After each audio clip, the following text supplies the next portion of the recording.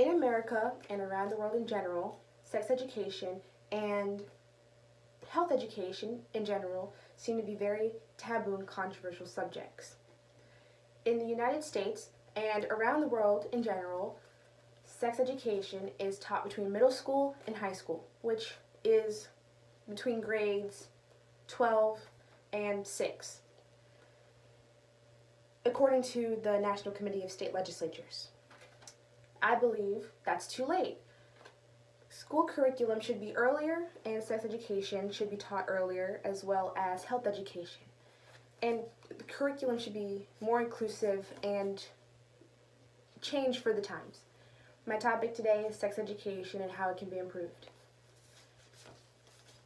Puberty is usually a very big part of any child's life, and most of the time puberty starts for boys between ages 10 and 16, and for girls ages 8 and 13, according to Kids Health. Proper body names, and I'm not saying we should teach kids about intercourse. I'm saying we should teach them about their bodies and what's going on over here, Proper body terminology and puberty are very important for student and kids' health. Teaching proper body terminology decreases the likelihood that a child will be taken advantage of by an older person or an adult, and will increase the sense of seriousness and privacy with their personal space. Now, moving away from that subject, misinformation happens a lot. That's what we go to school for, to learn information properly. A lot of kids can't learn at home because parents were taught the wrong way, or their older sibling is teaching them, or the internet is teaching them, which is not good to learn from the internet from certain sources. So school, and some kids don't even have access to the internet or resources that teach those types of things. So school education, sex education in schools, and health education in schools are very important for that reason in particular.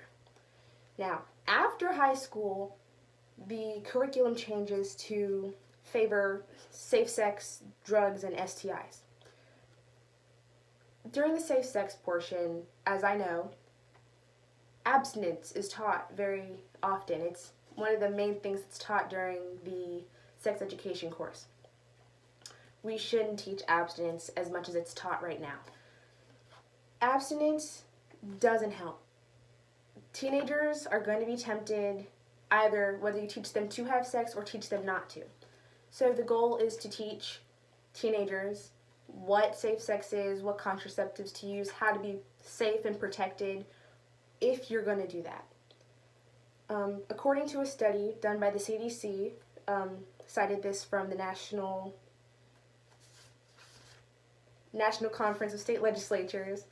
According to the CDC, from a study done in 2017 in a high school, 40% of the high school students reported having intercourse with a partner.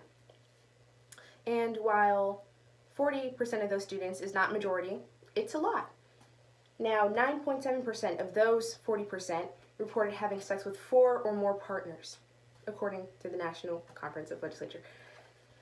This is a lot of students who, I don't know what the school's curriculum is, but according to the school's curriculum, they could be misinformed and endangering a lot of other students by having multiple partners and spreading germs everywhere.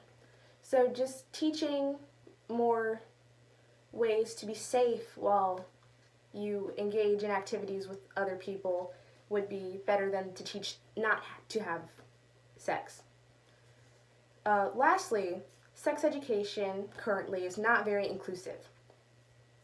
Most curriculums assume that every person in the classroom is a straight, cisgendered, able-bodied person, which is not true.